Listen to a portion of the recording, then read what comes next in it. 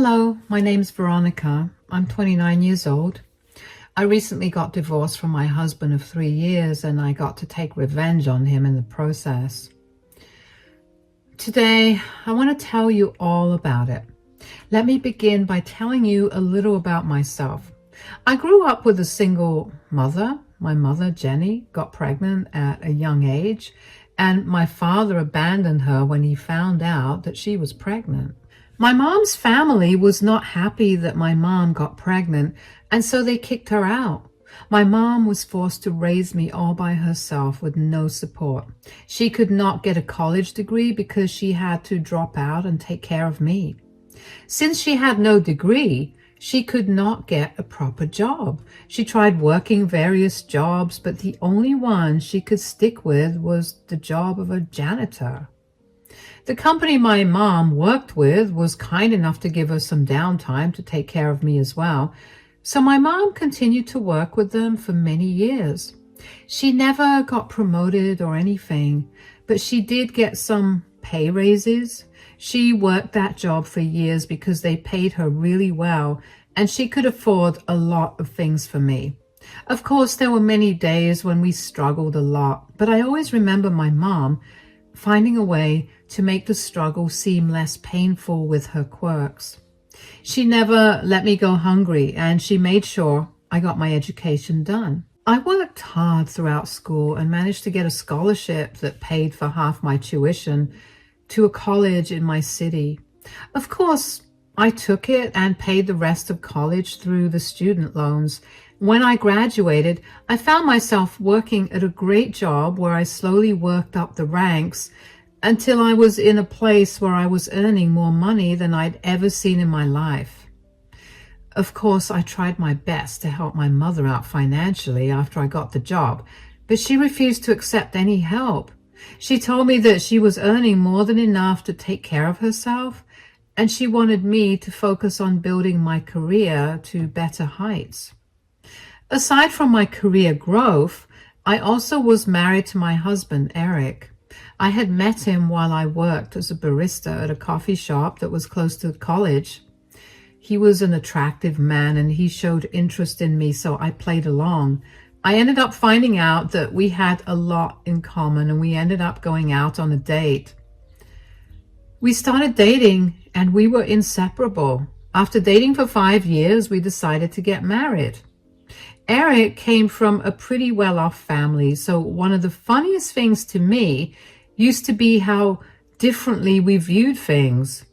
Sometimes those views made us get into arguments, but we always compromised on things after talking about them. My mom adored Eric and thought that he was the best thing that happened to me. Eric, on the other hand, hadn't been so close to my mom. He always maintained his distance from her, and I could never understand why he treated her that way. Whenever I asked him, he told me that I was just imagining it, and eventually I just let it go. After a year into our marriage, Eric declared that he wanted to buy a house.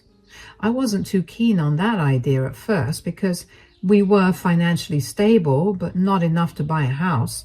Eric was adamant about buying a house, so I eventually gave in. He had just enough money for the deposit of the house that we ended up liking, and he told me that he wanted the house in his name, so he'd pay for it. I tried to fight it, but Eric told me that he was doing that whether I liked it or not. I argued that if he used all his money on the deposit, he wouldn't have any money to buy any of the furniture needed for the house, nor would he have any money to buy the car he'd need to travel from our new place to his workplace. We lived only 5 minutes away from his workplace, so he never needed a car. But the new place was a 20-minute drive from his workplace, and I worked on the other side of the city, so there was no way that I'd be able to drop and pick him up every day. We eventually decided to go ahead with Eric buying the house in his name while I would buy everything else he needed. Things were good for another 2 years, and we were living happily, and then one day my mom called me to tell me that she wasn't feeling well. She sounded really sick over the phone, and I got very concerned, so I rushed over. I let myself into her apartment with the spare keys she gave me, and I called out to her. Mom, where are you? In the bedroom. Oh my gosh, what happened? I have no idea, but all I know is I feel like I'm hot and cold at the same time. I constantly need to pee and my stomach hurts. I feel like I'm dying. Don't say that. I think you have a urinary tract infection and we should go to the doctor. I would love to, but everything hurts. Okay, when did this start? It started yesterday, but it got really bad today. Why didn't you call me yesterday? I would have immediately taken you to the doctor. I just thought I was feverish because of exhaustion and lack of sleep. Lack of sleep? You haven't been sleeping well? Why? My insomnia is back. I've been very stressed out with the bills and making ends meet. Mom, you know you can ask me for help, right? I've told you this many times. I don't want you to suffer. Sweetie, I want you to live your own life without worrying about me. I worked hard to raise you and make sure that you have a good life, and the last thing that I want is for you to end up like me. How will I end up like you? Helping me out will make you run out of your money. I couldn't save enough money for you to go to college, so I know you have those loans to pay off. You have a mortgage to pay for, and you have your own expenses. I don't want you to be financially unstable because of me.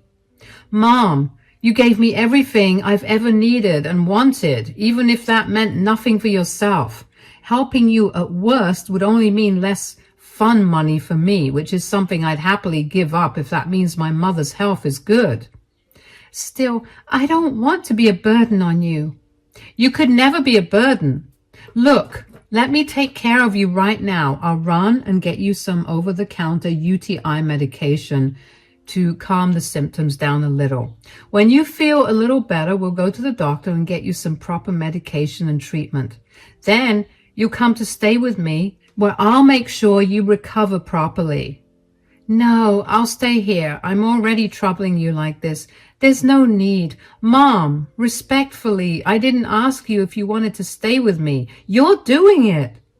I'll be back in 15. Just hang tight. Before I could leave, Mom asked me to help her go to the bathroom because she was in too much pain to move. After I'd helped her and got her back in bed, I rushed out of the house and went to the nearest pharmacy to get my mother some medicines. I was no stranger to UTIs because I usually got so focused on my studies or my work that I often forgot to take proper care of myself. So I knew what my mom was going through. However, my UTIs were never so bad. They were usually cleared with some over-the-counter medication and lots of water.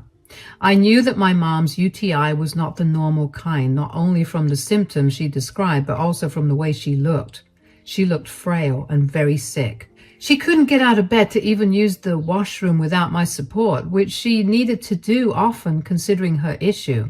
When I got back, I gave her the medication and stayed by her side for 2.5 hours before she was finally feeling better enough to go to the hospital. I tried to get her to call an ambulance, but she refused because she didn't want to pay the bill for the ambulance. I tried to tell her that I would cover it for her, but she refused. I figured it would be best for me to listen to her because, believe me when I say it was a miracle that I even managed to get her to agree to go to the hospital. At the hospital, the doctor ran several tests on her that confirmed that she had a severe UTI. She was severely dehydrated, so they hooked her up on an IV and prescribed some pretty strong medicines to help her get better. When all of that was over, I carefully took my mom back home. She tried to protest living with me again, but I was not going to listen to her. I knew my mom well enough to know that she'd not take her medications at the correct times, and that would only leave her suffering for longer. If I was there, she would get better quicker. I helped my mom settle into the guest bedroom. It was dinner time, so I reheated some leftovers to give her, and when she was done, she promptly fell asleep. I quickly whipped up some dinner for Eric and me after that and waited for him to come home from work. He finally came back half an hour later. I'm home. Welcome home, darling. I'm so sorry I missed all of your calls and didn't read any of your texts. I was really busy with work today. I'm exhausted. Well, I have dinner ready for you. You can take a shower and then eat. Thank you. You're the best. Wait, why did you call me so many times? Oh, yeah, my mom called me today. Oh, and? She told me she wasn't feeling too well, so I went over and she looked like she was suffering. I took her to the doctor and he said that my mom had a severe UTI. He prescribed her some medication and she should be fine. Okay, that's good. Yeah, and I found out that Mom hasn't been sleeping well because of stress, and I bet that her stress led her to not take proper care of herself, which led to the urinary tract infection. I felt so bad for her, though. Yeah, well, what do you expect? She works as a janitor, so she's going to be struggling. What's that supposed to mean? I'm not trying to be offensive or anything, but come on, darling, be a little practical. Your mom barely earns minimum wage and she has a lot of loans to pay off. It's understandable that she's under a lot of stress. Yeah, I know that, but I felt really bad for her, so I invited her to stay with us until she got better. What? She got into this mess because she forgot to take care of herself, so I'm going to make sure she gets better. At least this way she has someone to monitor her, and I get to be at peace knowing she's fine. How could you just invite your mother to stay with us without asking me about it? Why do I have to ask you about it? 4 months ago, you brought your mother to stay with us for 2 entire months because she was bored with her house, and you didn't even ask me about it. I had no problem with it. My mom is genuinely sick, and I didn't think that it would be a big deal to let her stay here. It's more than a big deal. This is unacceptable. Your mom can stay here for tonight, but she has to leave tomorrow. That's not happening. Why do you have a problem with her recovering here? My problem is that your mom is a janitor. I can't allow a low-class janitor to live here. Excuse me? So what if my mom's a janitor? That doesn't change the fact that she's suffering right now, or that she's my mother. I don't care. My house, my rules. You want to take care of your mother in your house? Buy yourself a house and do it there. Get her out of here by tomorrow. I'm probably going to need to get the room deep cleaned tomorrow. That's something you have to pay for, by the way. If my mom leaves tomorrow, I'm leaving too. Don't be dramatic, Veronica. I get that you're emotional because she's your mother, but you have to know that people like her are known to steal and damage reputations. When has my mother ever given you a reason to think that way about her? She hasn't, but that doesn't mean she won't. I mean it. You need to get her out by tomorrow, or I will be calling the cops.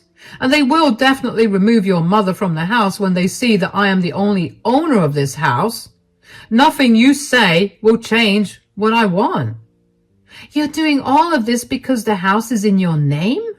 Yes. Okay, you're going to regret this. I left him standing there and I stormed up to our room. I was so angry I didn't even think to eat. Suddenly it hit me why Eric had always been treating my mother so differently. He saw her as a filthy peasant instead of my mother. He knew very well that she had struggled to raise me and how grateful I was to her for giving up on her career for me. He knew how she had been the one to push me to study hard, which helped me get to where I was. I couldn't wrap my head around how he could see my mom as anything less than a powerful woman. What was more angering was his attitude towards letting her stay with us. There had been more than one occasion where he'd randomly invite his parents to stay with us, and I had never had an issue with that. They were never sick or anything. They just wanted to spend time with him. I realized then that the reason he wanted the house in his name was because he wanted to be able to decide who was allowed into the house. That was when I made up my mind to get back at him. Since he was able to decide who could enter the house because it was in his name, I would play that same game with him. I would take everything in the house that was mine, the furniture, the car that he'd been using for 2 years, and our dog, Rocky, who was under my name. I didn't talk to Eric that night, and he never made an effort to talk to me either. The next morning, he only spoke to me to tell me that he was going out with his buddies to go golfing and that his friend was coming to pick me up. He reminded me again that I had to get my mother out of the house by the time he was back. I ignored him and went to make my mom breakfast. By the time I was done, Eric had already left. I walked into my mother's room and saw her looking much better, but I still asked her how she was doing. "How are you feeling today?" "A little better. I finally managed to sleep last night. Thank you so much for letting me stay with you guys." "About that. What happened? Is everything okay?" "Eric and I kind of got into an argument last night." "Oh no, did he not like me staying here? I can go. I told you that the last thing I wanted was to be a burden." "I also told you that you could never be a burden. And yes, you'll have to go, but I'm coming with you." "What? Why?" "I'm going to get a divorce from Eric." "What? All because of an argument about me?" "Sweetie, I know you're protective of me, but you need to talk to Eric about how you feel. You can't just divorce him because he did not want me to stay in his place." "Mom, the issue was not just that he didn't want you to stay here. It's why he didn't." "What do you mean? Have I done something against him?" "I'll apologize to him so you don't have to get a divorce." "You did nothing to him, Mom. He's just a disgusting elitist." What do you mean?" "He didn't want you staying here because you're a janitor. He obviously did not like that. I tried to fight him, but he told me that it was his house, so I had to follow his rules." "I'm sorry that I've come between you and Eric. I know what I do isn't the best, but it's all I can do considering I never got to finish college, and this was the only job I could get when I raised you all by myself. I've been doing this for so many years and that nobody would hire me for anything else. I tried my best to shield you from any insults because of what I did for a living when you were growing up, and I had hoped that it wouldn't affect you as an adult. But here we are." "Mom, you have nothing to say sorry for. You did the best you could with what limited resources you had. And I can assure you that your profession has not affected my adult life at all. Eric is just a douchebag, and he can't seem to see past people's social classes." "There's nothing I can say to convince you to not divorce him, right?" "Absolutely not.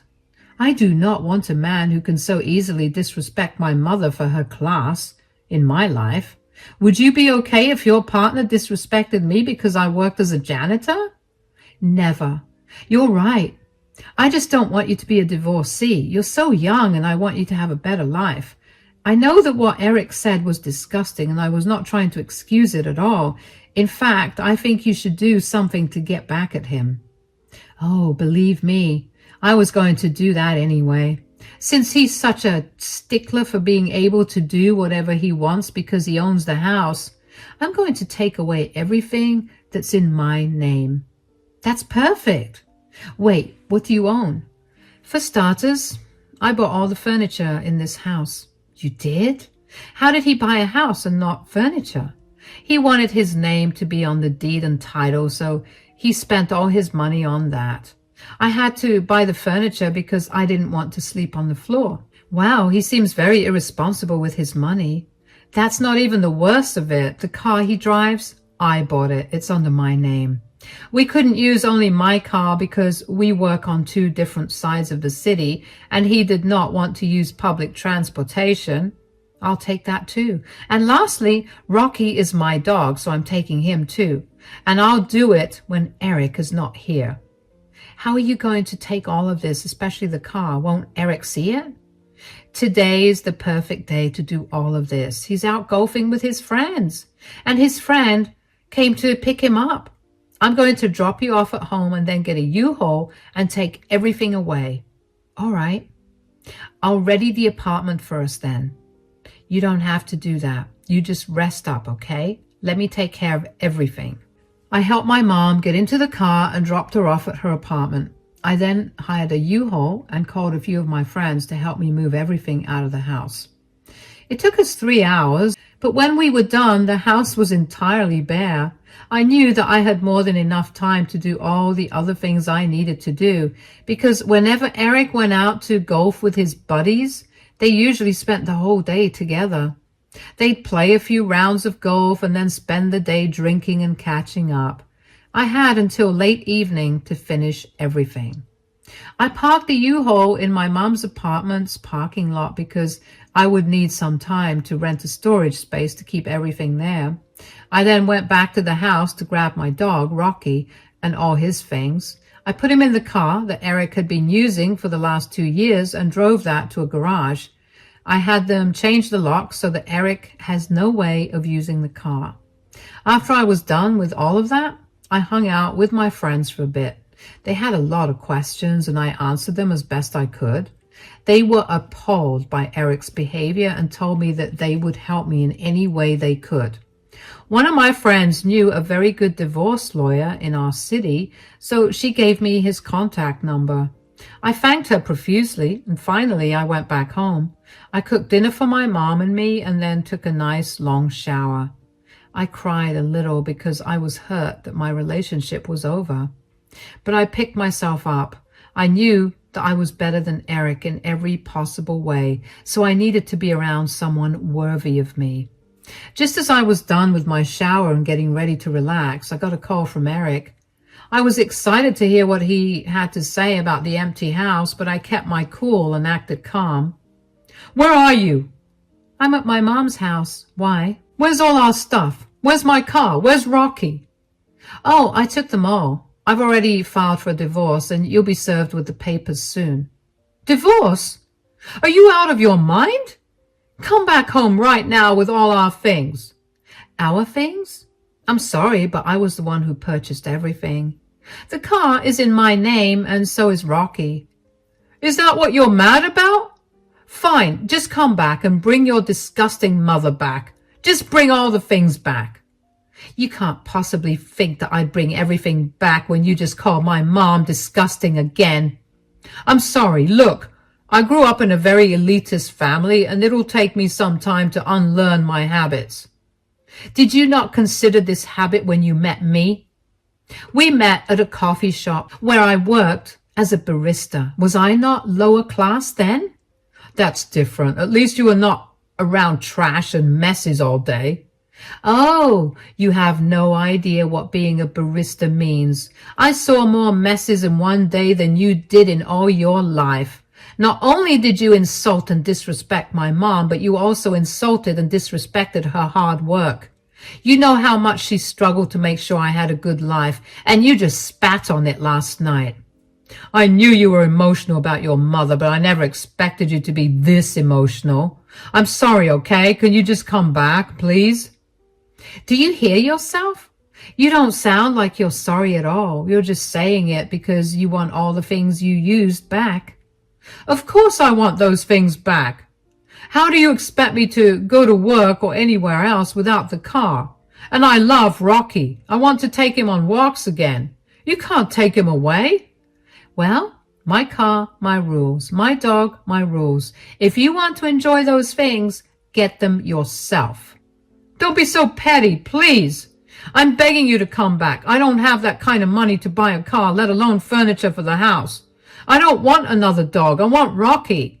I'll profusely apologize to your mom. I'll write her an apology letter. Please come back." "You threw my mother out of the house when she was suffering from a severe urinary tract infection. No amount or type of apologies will make up for that. I warned you that I'd be moving out with her and that you'd regret what you said. From now on, I want you to only contact me through my divorce lawyer. Enjoy your house. I hope it was worth losing your wife over." I hung up on him after that, and I felt very satisfied that I had managed to get back at him. I didn't answer any of his calls or texts after that because I didn't see a reason to. I was beyond upset that he thought he could dictate who came and went into a house that we turned into our home. I never expected him to be the kind of person to be so particular about who owned the house. So I wanted him to know that since he was going to be that way, I could be that way about all the things in the house that were mine. The next day, the first thing I did was file for divorce through the lawyer that my friend had recommended. After Eric was served with divorce papers, he contested them. In court, he tried to argue that I had stolen all the things in his house, but I had receipts for every single thing I bought and took back. My lawyer defended my case very well, and since Eric had been the one to bring up the point of ownership when he had kicked my sick mother out of the house, the jury ruled in my favor. We got to keep the assets we each bought, and the rest that we had bought jointly were divided between us. Eric was fuming when the jury did not rule in his favor. He now has a house, but nothing in the house. And the thought of him having to shell out thousands of dollars to furnish the house again made me incredibly happy. After our divorce was finalized, I got a lot of calls from Eric and his parents calling me a lot of horrible things. I blocked Eric, but responded to his parents and told them that they were part of the reason that Eric was going through what he was going through. They were in no way rich, and they just acted like they were. And they inculcated these elitist views into Eric's mind. It was their fault that Eric struggled with showing empathy to someone without considering their social status first. They replied with a lot of nasty things about my character and how I was the way I was because of my filthy mother. Needless to say, I blocked them, and I had never met people so judgmental, and I hope to never meet anyone like them ever again. As for my mother and I, we're doing great. My mother made a full recovery from her UTI and is back to working again. She was initially really worried about me, and she was ashamed of her profession, being the reason I was getting divorced and treated so badly by my ex-in-laws, but I assured her that I was not ashamed of her job. In fact, I was proud of it. Her being a janitor provided me with many opportunities, and I was never going to be ashamed of it. If I had another partner in the future, I would make sure they respected that, or I would make sure they weren't a part of my life. It's been very freeing to be away from Eric.